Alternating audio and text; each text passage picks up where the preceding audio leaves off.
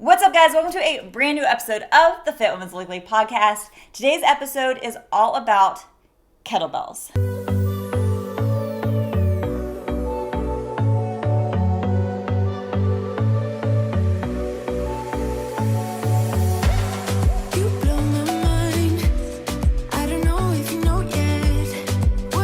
I'm going to cover all the things that you need to know to get excited. So maybe you have trained with them before, you've dabbled a little bit, maybe you've used them to do things like squats or deadlifts, but you haven't actually used them in the way that they were meant to be used. Well, at the end of this video, my goal is that you are going to be very excited to pick it up and really go full in with your kettlebell training. We're going to cover some fun facts about kettlebells, the history of them. I'm going to share with you what makes them different from using something like a dumbbell. And I'm going to let you know what you can expect once you really do dive in, because I know that when I first started, I was always wondering, like, is this normal? Am I doing things correctly? A lot of the things are normal, but it makes it a lot better when you actually realize that, so that you know it's just part of the process. Let's talk about kettlebell history. I am a huge history buff. That's my favorite form of podcast to listen to. And so when I learn about the origin story of something, it makes me more excited to jump deeper into it and really immerse myself into it. So let's quickly talk about the history of kettlebells. Now, first, what you need to know is kettlebells have literally been around for centuries. It was first in the Russian dictionary in the early 1700s, but it was actually used well before that, actually in the markets. So what was going on was that bakers would use kettlebells as a part of their weighing system to weigh out ingredients and supplies and bread. And what they discovered was that they would throw the weights around and women would walk by and go, oh my gosh, that's so cool. So they would actually use kettlebells as a way to woo the ladies. But then they started realizing how much of a tool it was for getting stronger and more fit. And so then later on, it was adapted for the Russian armies. That was how they trained their armies. And then it was really World War II, which brought kettlebells to the masses. Other soldiers, other countries were looking at the Russian armies going, wow, they're so strong, they're so fit. And then they started to adapt it into their own training. Kettlebells are literally used to train the best of the best when it comes to armed forces. So that makes it really cool. Like if you want to become someone like G.I. Jane, kettlebells is where it's at, right? Number 2, the ability for kettlebells. We're going to get outside the history. Now I'm going to talk about like what makes kettlebells different from other forms of weightlifting. It's their ability to do grind exercises as well as ballistic exercises. Grind exercises are what we think of when we think of more bodybuilding style, having like strict presses or squats where you're just doing individual reps for strength-based exercises. Whereas ballistic exercises involve big compound dynamic moves with rapid acceleration and deacceleration with objects or the body. They're very explosive. They develop a lot of power and strength. So when we're thinking of ballistic exercises, we are thinking kettlebell swings, kettlebell cleans, kettlebell snatches, where it's a fluid motion where you're controlling the up and the down. You're really having to use your core. You're having to use a little bit of coordination. And in terms with that, it's going to help you build total fitness. But not only you're going to build strength, it's also going to hit you in your cardiovascular system as well. So you're getting a really big bang for your buck. Now, can you use other forms of weightlifting to get ballistic benefits as well? Yeah, I mean, clean and jerks and snatches can be done, but it is a little bit better, a little bit smoother than with a kettlebell than when you're using a barbell or a snatch. You're going to be able to go for a lot higher reps, a lot safer of a move. So all in all, I think it's a little bit better, but you also don't necessarily have to have a kettlebell. Other forms of ballistic exercise also includes ballistic or plyometric exercises, which is a fancy word for jumping. And the great thing about ballistic moves, plyometric moves, is it's going to improve your brain's ability to talk to the rest of your body and to your muscles, which is going to help improve your balance, improve what's called your proprioception, understanding where your body is in space. So it is a huge benefit not only to building your fitness, but also just building your functional fitness so that you live a healthier life moving forward. Tip number 3, the center of gravity with a kettlebell is far different than that of a barbell or a dumbbell. So when you are picking up a dumbbell, technically if it was light enough, I could balance it on my finger, right? I can put my finger in the very middle of that handle and balance the same amount of weight on the right side as on the left side. That's finding the center of gravity.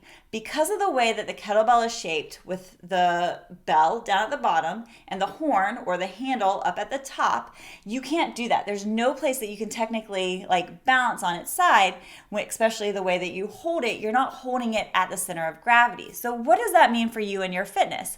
That means that you are recruiting more muscle fibers, more stabilizer muscles, recruiting more of your core than you are with the other exercises to be able to maintain that balance.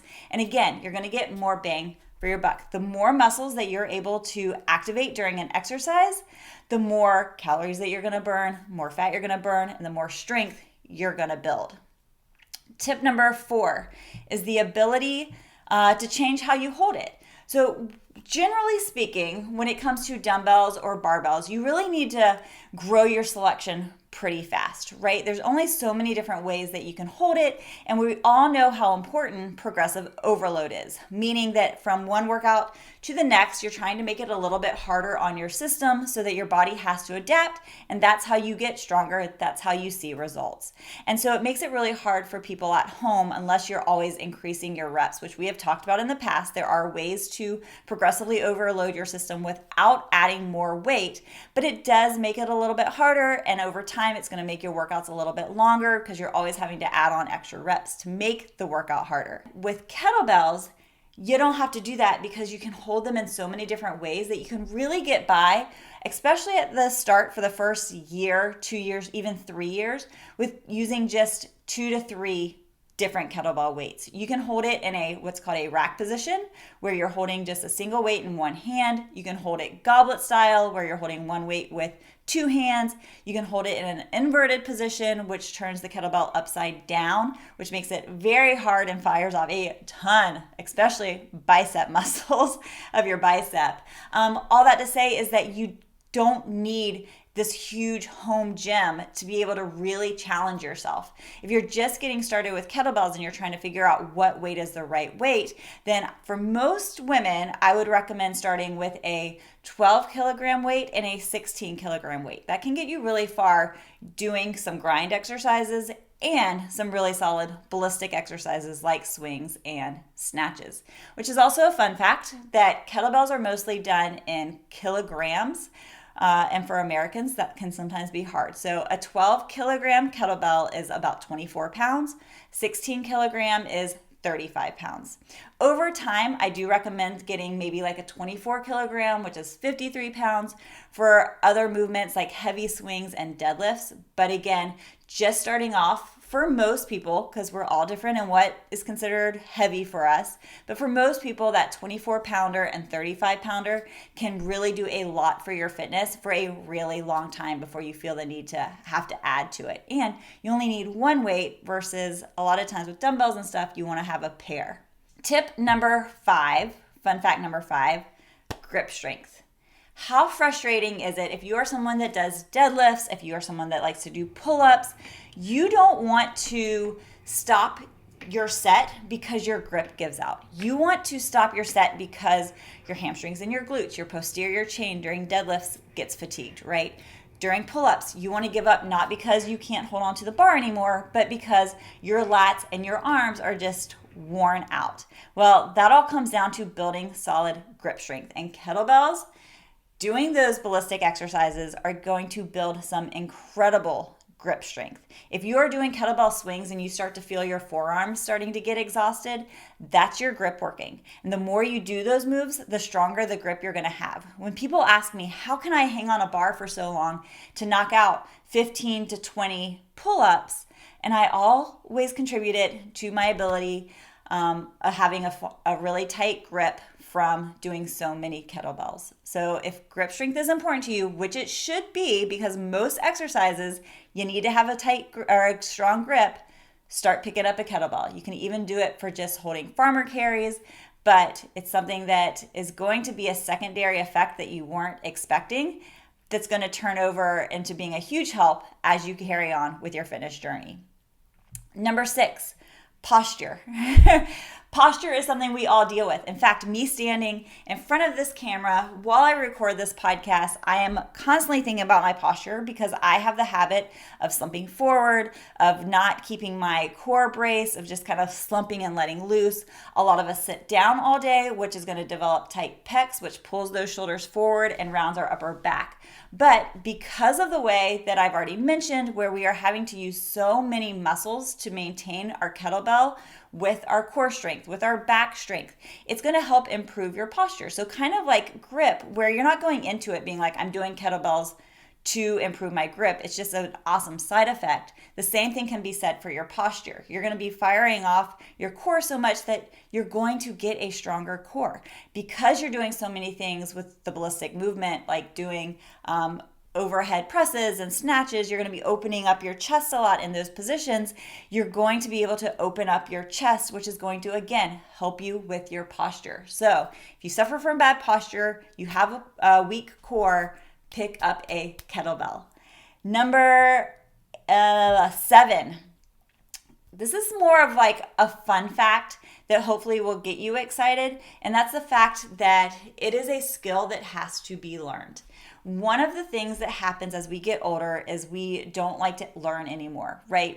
And it's not that we don't like to learn anymore. It's just life is busy, and the idea of teaching ourselves something new just kind of goes by the wayside, right? We want to learn to cook. We want to learn a new language. We just don't make the time for it.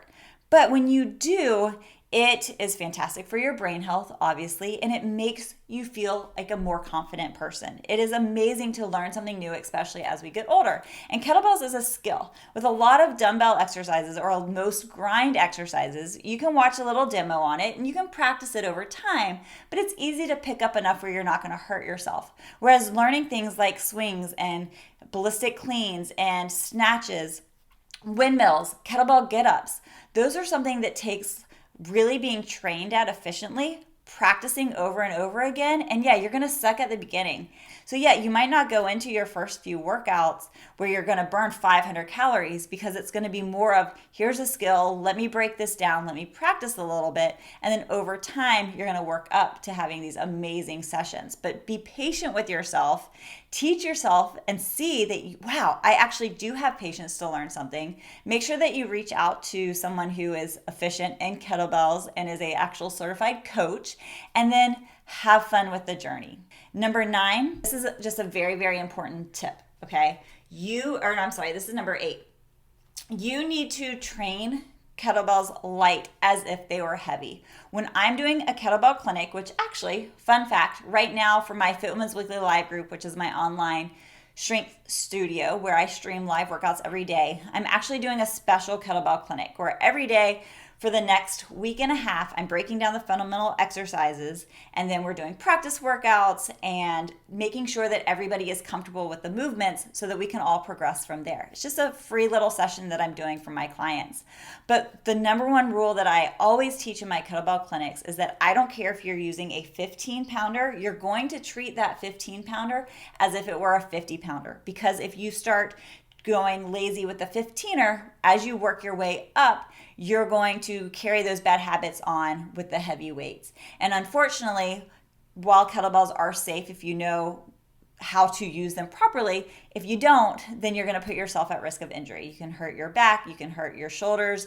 I have seen people dislocate their shoulders before, so it's really important that you start learning and perfecting the moves at a lighter weight. However, on the flip side of that, is that if you use too light of a kettlebell, it can actually hurt you as well. There is that sweet spot, which is why I absolutely recommend, again, that 12 kilogram 24-pounder and the 16 kilogram to get started, because if you pick up a 5-pound kettlebell to practice your swings with, it's just too easy to quote unquote muscle it versus actually learning and feeling what your body is supposed to feel when you're going through certain motions. And so then you're going to carry bad form as you do try to pick up the heavier weight. So make sure that you are using a weight that in your hands you actually feel it as you're going through the movement. If you're just able to like swing it around, then you're not doing yourself any favor, even if you are at the beginning stages of learning kettlebells. So number 9, you're freaking going to feel like an athlete.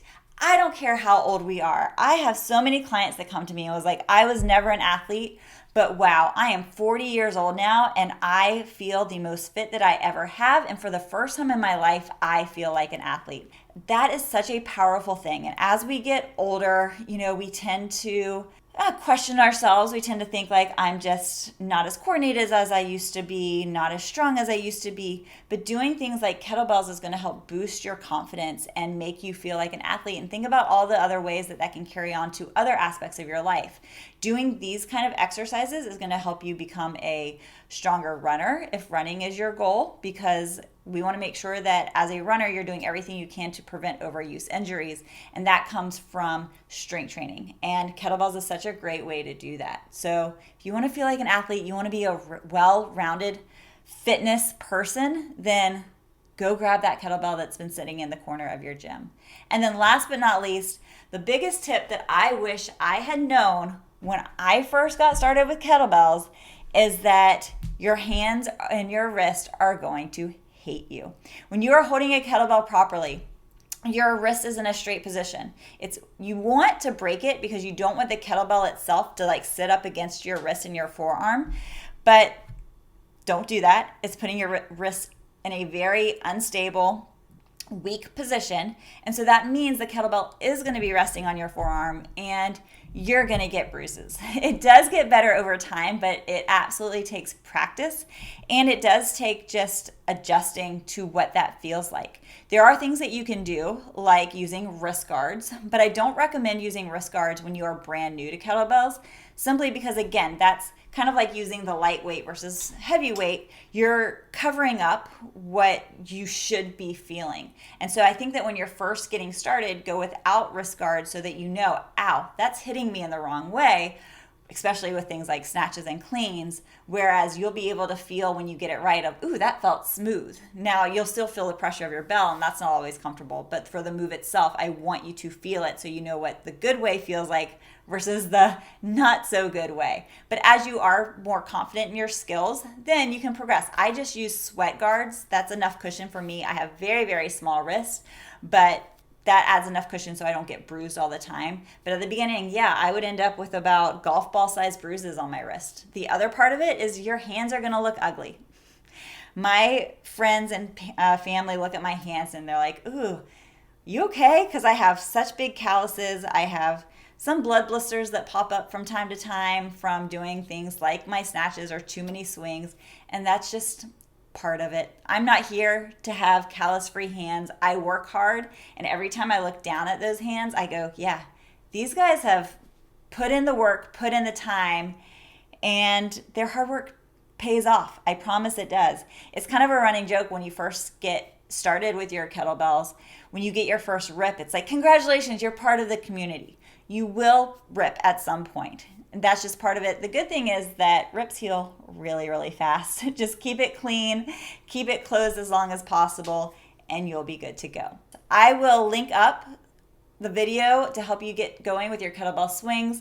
And in the show notes down below, I'll link up a couple of different videos that can help you as well. And if you want to get access to my kettlebell clinic, well, you got to be part of Fit Women's Weekly Live, but I'll put the link down so that you can find more details to that. It is a full program, like I mentioned, breaking down every fundamental exercise move by move, such as hip hinge, deadlift, swing, clean, snatches, and kettlebell get up. And each one also has a little mini practice workout. So if you're interested, go click. And for anything else, make sure that you're subscribed to the podcast. I put out new episodes every week. I don't want you to miss out. And if you have any questions or topics that you'd like to see on future episodes, just hit me up. You can email me, Kindle@fitwomensweekly.com, or of course you can DM me on any of my socials. Thanks guys for hanging out with me. Talk to you soon.